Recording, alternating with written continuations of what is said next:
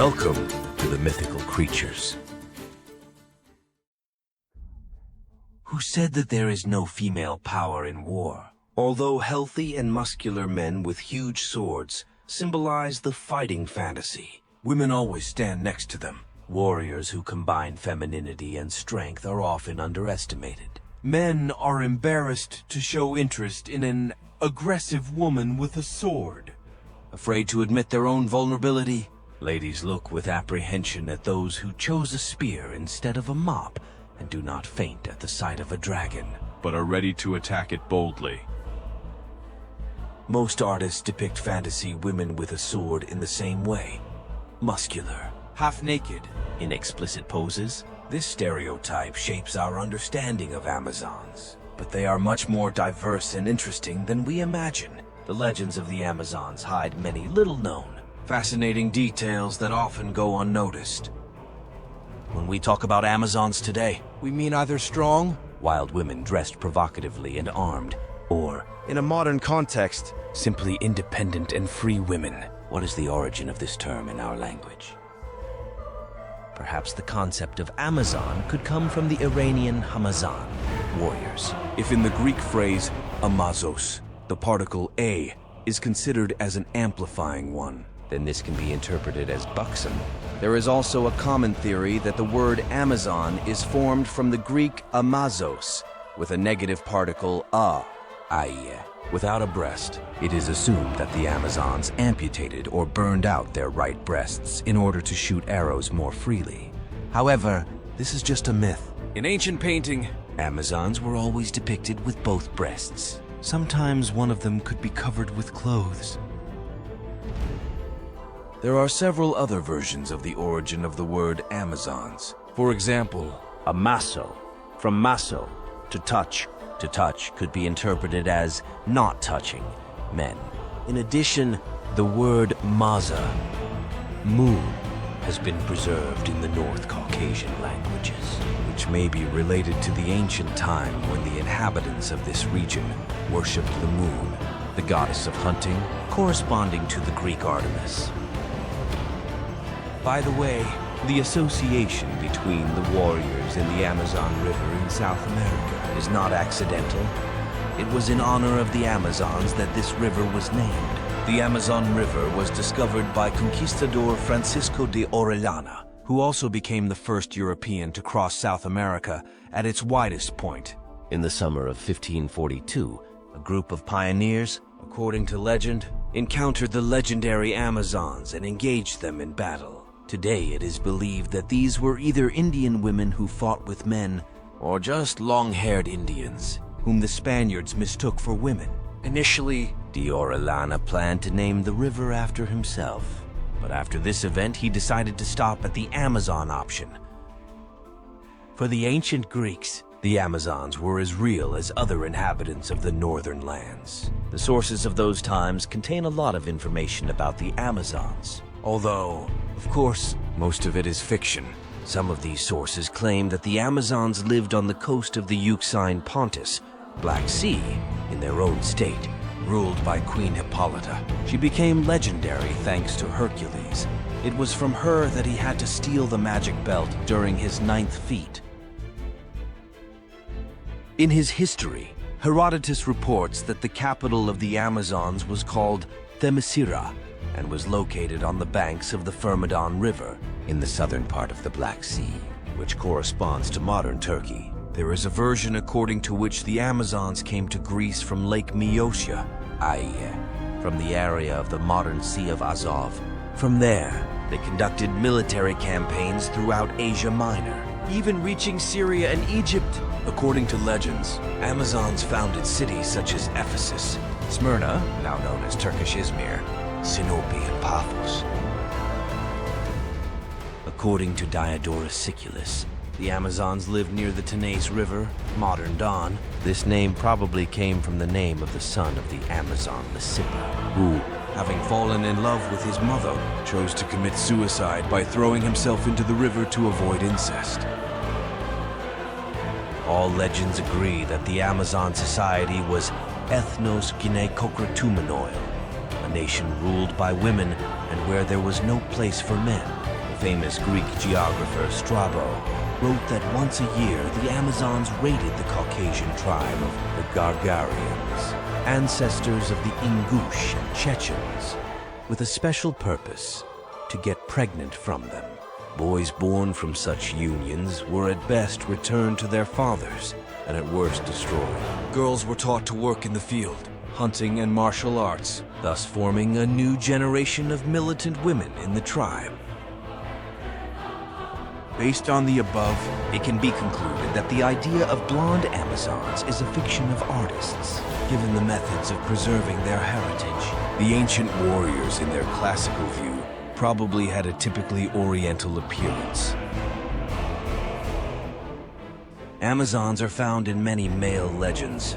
According to legend, they successfully fought Phrygia and Libya, attacked Lycia, but were defeated by the ancient Greek hero Bellerophon, Tamir of the legendary Pegasus. King Ibad of Lycia sent the young hero into battle with the Amazons, secretly hoping that Bellerophon would die. However, the sinister plans of the treacherous ruler did not come true. The Amazons also took part in the Trojan War, acting on the side of Troy. The legend tells how the ruler of the Amazons, Hippolyta, was accidentally killed by her sister Penphysilia while hunting. Exhausted by remorse, the new ruler decided to commit suicide, as befits a real Amazon. In battle, her organized attack on the Greeks was successful at first, but Achilles intervened, knocking Penphysilia off her horse and striking her with a spear.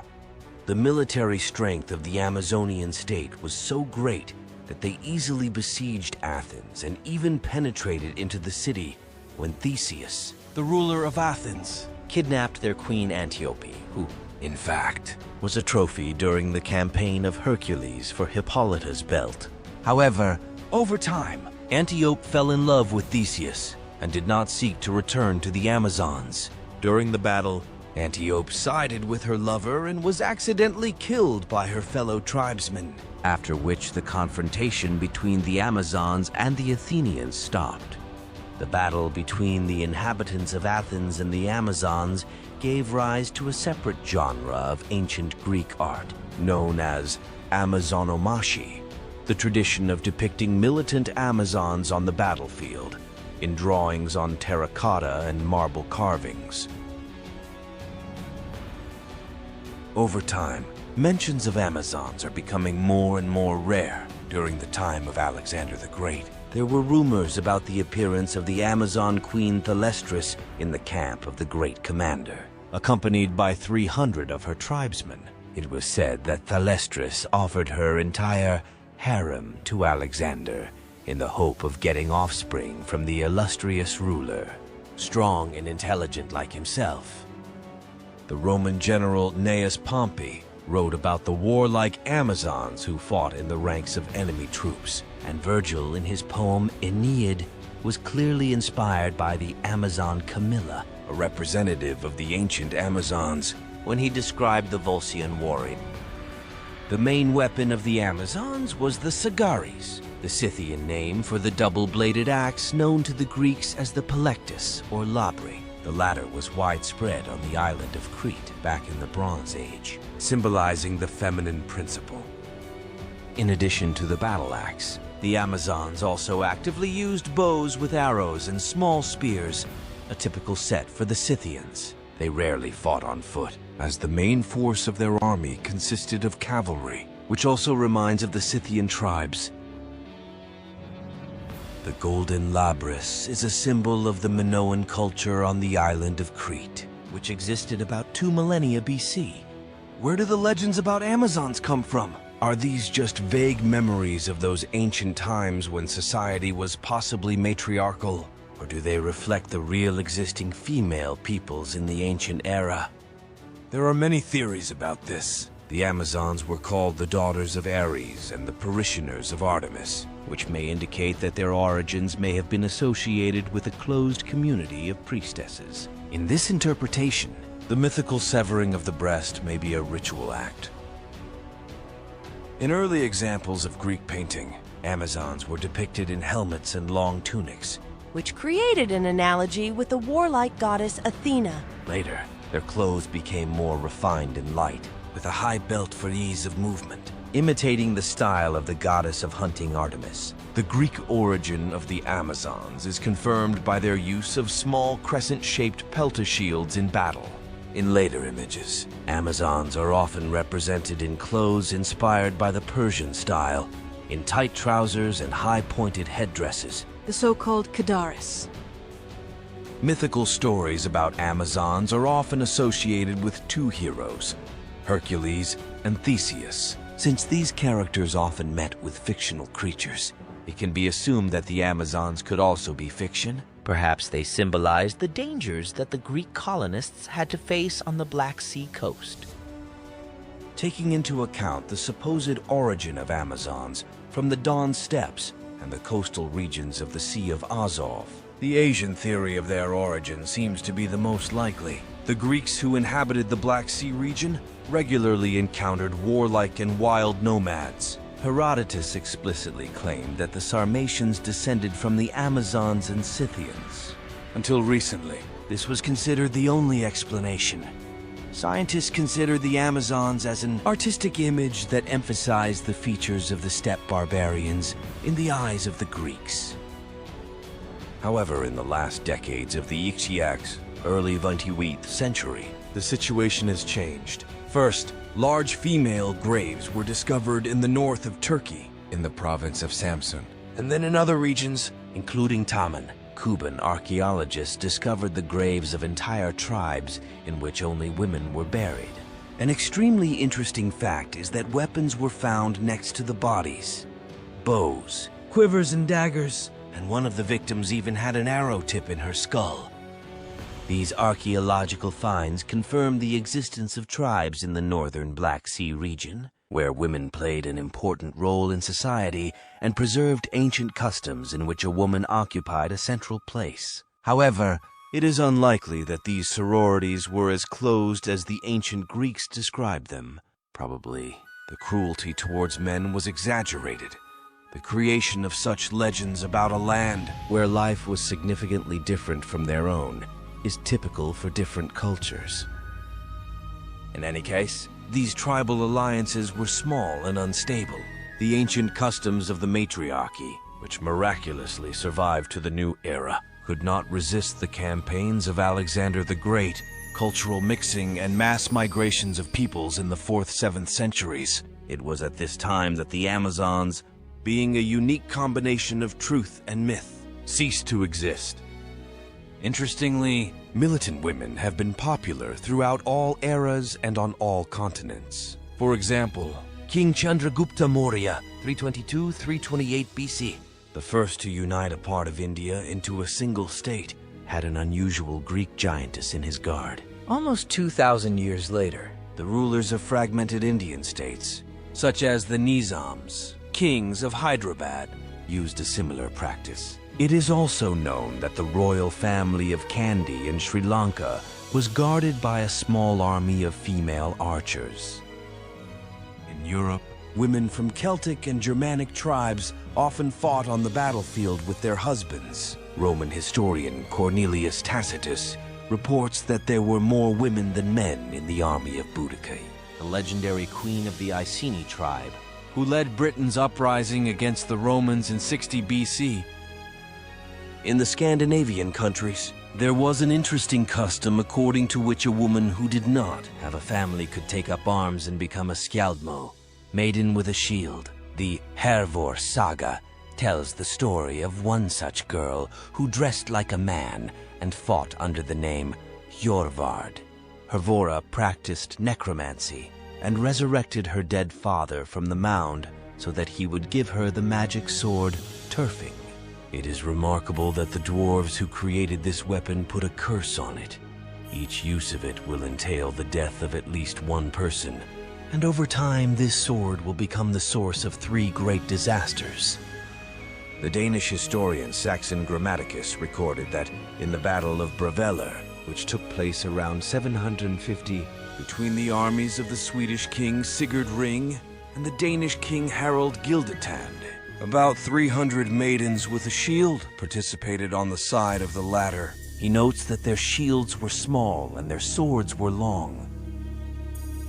In medieval chivalric legends of Europe, armed women are often found hiding their true identity from others. One of the most famous female knights is Bradamante, the sister of the famous knight Renaud de Montauban. Her stories became part of two key poems of the Italian Renaissance: Orlando in Love by Matteo Maria Boiardo, 1495, and its sequel Furious Orlando by Ludovico Ariosto, 1516. These tales are considered a source of inspiration for many modern fantasy works. King Aho Hogbaja, who ruled in Dahomey, modern Benin, Africa, from 1645 to 1685, as well as his son Dosu Agaja, who ruled from 1708 to 1732, consolidated their power by creating a powerful army. They expanded their possessions, capturing neighboring kingdoms, and formed a large state that continued to exist until the 19th century. The basis of Dahomey's armed forces were highly qualified royal bodyguards, recruited from among women. Their number gradually increased, and by the beginning of the 19th century, it was already a third of the entire army, i.e., about 6,000 people. The Europeans gave the nickname Dahomey Amazons to an elite military unit, considered the most powerful military force in Africa. Dahomey, which was actively engaged in the slave trade, had a huge annual income of up to £250,000, of which a significant part was allocated for military needs. The Dahomey Amazons possessed high-tech weapons, including expensive British rifles, and underwent special military training, while wearing uniforms and following a strict ban on marriage and offspring. Many of them retained their virginity. Their army was organized hierarchically and strictly disciplined. In 1890, after long and bloody battles, Dahomey was conquered by the French Foreign Legion, as a result of which the Amazonian army was disbanded. The last of them died in 1979. Until the beginning of the 20th century, Amazons most often appeared in literature as special opponents of male protagonists. The stories required men to overpower them or find a way to humiliate them, thereby demonstrating the superiority of masculinity over their belligerent femininity. In the fantasy literature of the 20th century, the image of Amazons gradually became more and more attractive. Today, they are most often represented as beautiful and strong warriors living in closed communities. Modern Amazons come out to confront men not so much in order to defeat them, but in order to subsequently become their allies in a common cause. The change in the perception of Amazons is understandable.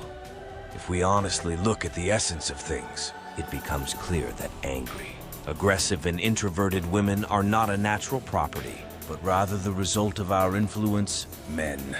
It is important to remember that justice, like the woman with the sword, carries a deep symbolism. Thanks for watching. It will be nice to see you again in the world of mythical creatures.